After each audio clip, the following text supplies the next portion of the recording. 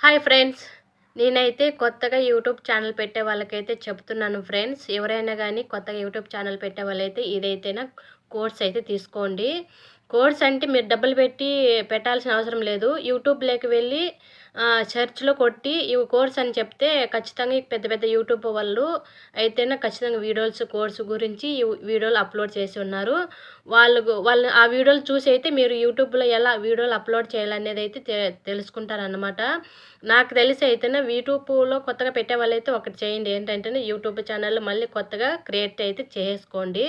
Create చేసినాకే వీడియోలైతే upload చేయండి. పాత అకౌంట్‌లో అయితే ఎవరు కూడా ఈ వీడియోలు అప్‌లోడ్ చేయొద్దండి. ఎందుకంటే నాకైతేనా నష్టపోయానన్నమాట. అందుకే మీకు చెప్తున్నానన్నమాట.